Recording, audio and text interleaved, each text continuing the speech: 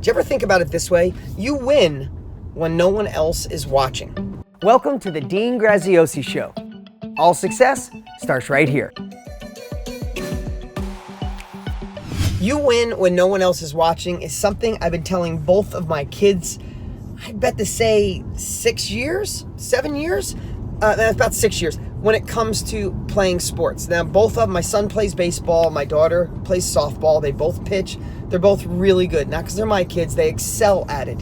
But one thing I've been telling them forever, if you saw my kids, if you ever see me at a live event or I'm anywhere with my kids, just test me on this and say to my kids, hey, how do you win? They'll say two things, practice and hard work, and you win when no one's watching.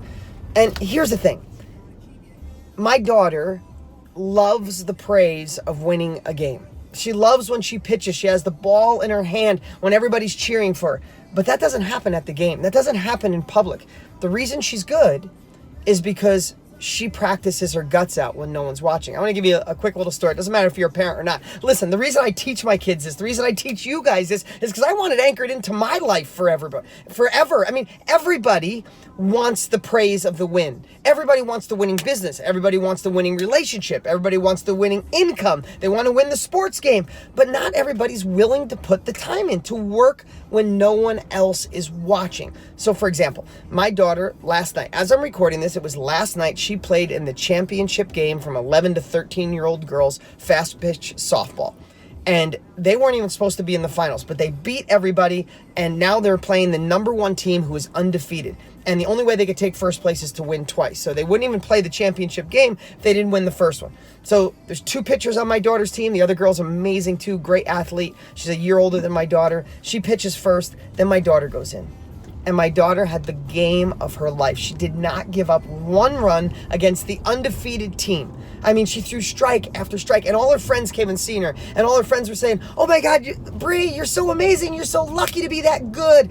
And I started hearing these girls, they weren't doing it for just to be disrespectful, but that's how the world is. I heard lucky or blessed or gifted.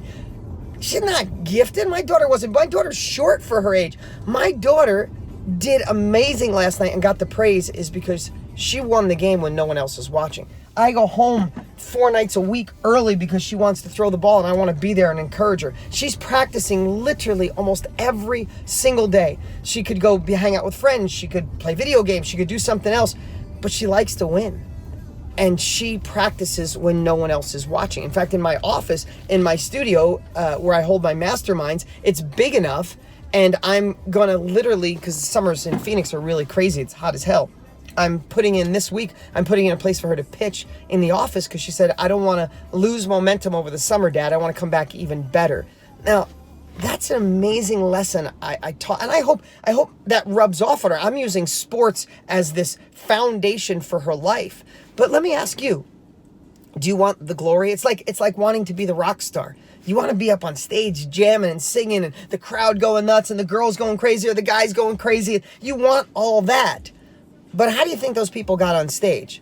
Do you think they rehearsed when no one is watching? Do you think they packed up a crappy old van in some cases and went to a club where no one showed up, no one's watching, but they still played, they still pursued? If you want to win the game of life, whatever it is you want, that next level of relationship, income, doing your own business, you have to practice and work hard when no one else is watching, like watching or listening to this podcast or modeling and following. Hey, listen, I have a lot of mentors. Model and follow other mentors that are playing the game at the highest level possible. But there is a lot of work. There is a lot of time that goes in when you don't get the glory. When no one sees the blood, sweat, and tears. No one sees the sleepless nights. No one sees the anxiety when you wake up in the middle of the night not knowing if it's going to work. No one sees that you're scared shitless, that you're going to go from a job to doing your own thing. And here's the other part. I remember in my own life when I started getting success, I was working my guts out. I was working on cars during the day. I was working at real estate at night. And then before I did my first education course, I was doing cars during the day, real estate at night, and setting the alarm at 5 in the morning. From 5 to 9 in the morning, I'd work on trying to figure out how to write a course on how to do what I did in my life and how to be successful. I was so confused. I did all that. And guess what? I did that for years. For years, I'm just being honest. I put in lots and lots of hours. I had fun. I enjoyed myself. I played hard too. But I put in a lot of time. But then when it finally hit and I got a little momentum, Do you know, I heard a lot of my friends say, oh, you lucky bastard. In fact, I had a joke for a while. It made me think. I had a joke for a while that when I try something new that's out of the norm, which most people wouldn't try, people either say, oh, Dean got lucky, you lucky bastard. Or if I tried and failed, it's like, I knew that idiot wouldn't make it. There's nothing in between. And you know what? Awesome. Screw it. I don't care. I don't dislike my friends who said all that stuff. I'm still friends with them. Some of them since 5th grade. But they're going to look through life through a lens of they're satisfied with okay. They're satisfied making okay money. They're satisfied with okay relationship. They're satisfied with being an okay parent. They're satisfied with an okay career that doesn't light them up. Screw that. I'm not satisfied with it. I'd rather fail miserably. If I look back on my deathbed, would you, you too, let me ask you, would you let him look back on your deathbed and be like, hey, you know what? Played it safe, didn't go after anything, but you know, I lived an okay life. Fuck that. Excuse my language. I felt like saying it and I said it. And if you have someone younger listen, I'm sorry, I feel bad now. But that's the emotion I feel. And if you're listening to me, if you're listening to my podcast, then you feel the same way. And what I'd encourage you to do is don't try to change those that don't want to change. And those that do want to change, don't try to sell them yourself. Send them here. Send them this podcast. Send them to my Instagram. Send them to somebody else that can help inspire them. So maybe they could see there's a better, bigger version of them waiting. Listen, life is short. It's going by a gazillion miles an hour. We got one shot at this. We might as well squeeze every bit of juice out of life we possibly can. So, with that said, the lesson I taught my daughter, my son too, I could have a great story to him, but I love keeping these around 7-8 minutes so you can get some wisdom, get some, and go out and take action with it. Winners win when no one else is watching.